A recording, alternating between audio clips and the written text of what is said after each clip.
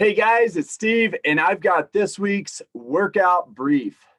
Coming in on Monday, we're going to start off with a 20-minute Amrap.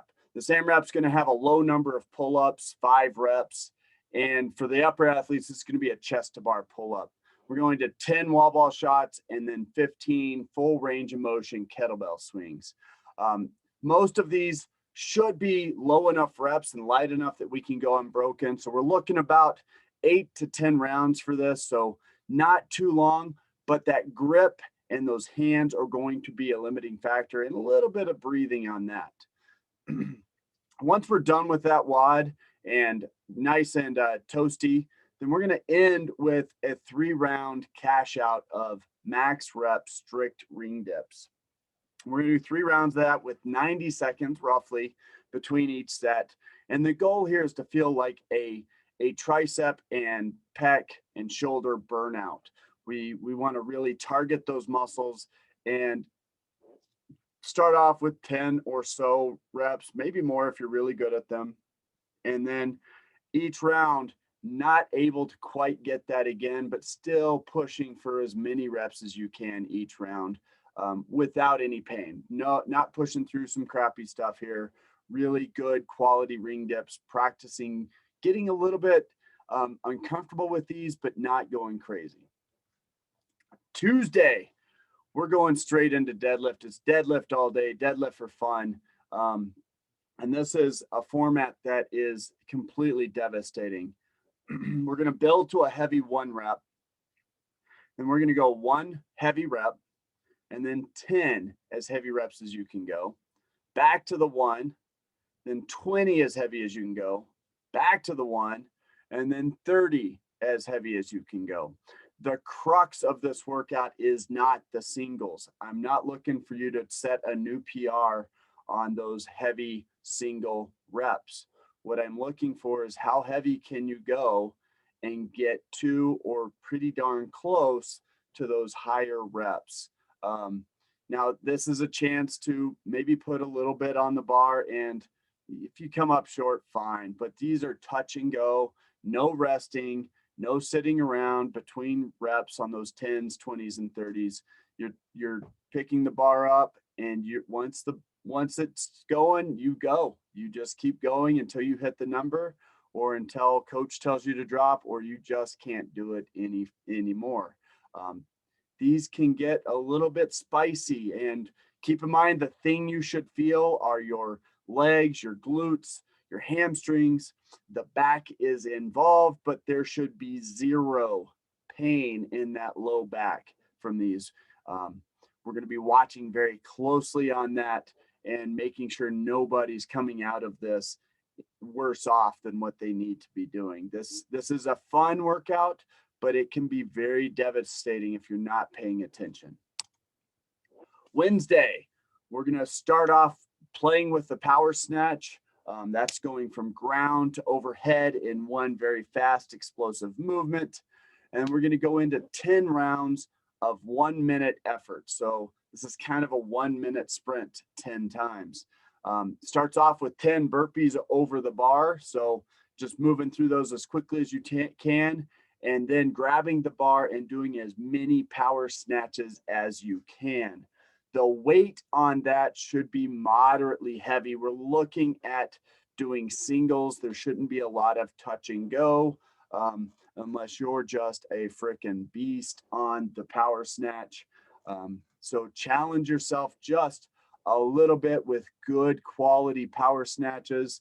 Don't go over the weight on that. The quality is the primary concern there. Weight is a secondary concern. If that means you go lighter and you get more reps that look really beautiful, great practice. Do that every time. Thursday, we start off with a very simple but very devastating cardiovascular effort of 5 rounds, 400-meter run, about 2 minutes of running, and then 15 thrusters. This starts off very simply. You feel like, yeah, you're good to go, but that 5 rounds is the devastating part of this. You will be breathing hard by the end of this. Those thrusters, you should feel like you could possibly go unbroken, especially that first round. That last round, honestly, that should be a challenge to go unbroken. Probably not going to happen. That's okay. Pace this early. Honestly, I would rather see you break up that first round and go unbroken the last round if at all possible. But be smart, good quality, even pacing on this workout. It's hard to do. Try it. Go even on this. We're looking at about 15 to 20 minutes on this workout. And then we're going to cash out very simply. Tabata sit-ups, 8 rounds, 20 seconds on, 10 seconds of rest.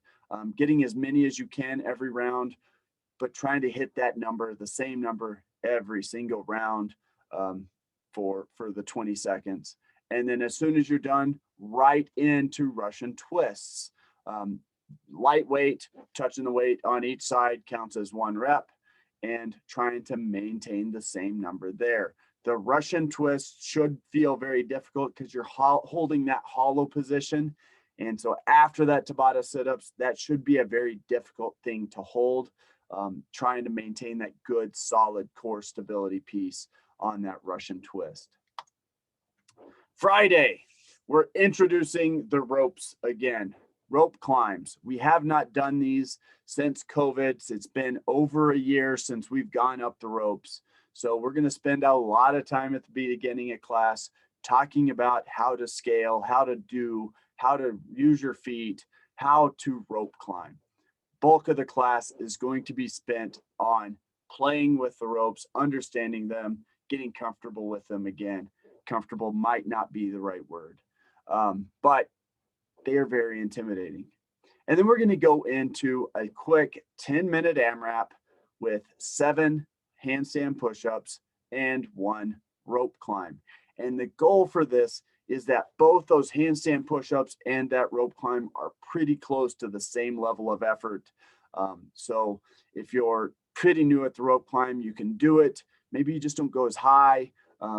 If you're the handstand push-ups, obviously we're going to have that scaling option for you, but height on the rope can be a way to scale this, or we can do things where we use our legs to assist us pulling up and then going back down. Lots of options here, but crux is we're getting back on the ropes, practicing those really well. This is where hand care and long socks will make a big difference. If you are still listening, wear long socks on Friday. Please, please, please wear long socks. Public service announcement. Saturday, we're going to do a partner version of a hero WOD. And this is 25 minutes. If you do it by yourself, 25 minutes, 150 double unders, 50 push-ups, 15 power cleans. The way we're going to do it partner WOD is both partners working through the movements at the same time on the double unders and push-ups. 1 bar per partnership, unless you're doing completely different weights. And then we'll do separate bars, but 1 person working on the power cleans at a time. So getting through the first 2 pieces as quickly as possible, and then focusing in on moderately heavy weight on those power cleans. This one should be a little bit devastating just because those power cleans are going to be pretty darn heavy, but you're going to be able to get through that pretty quickly. I expect some fairly high rounds coming out of this. How high is a little hard to tell, with being that this is a partner version of this. But the double unders and push-ups should go very fast. The 15 power cleans, you're breaking those up between people.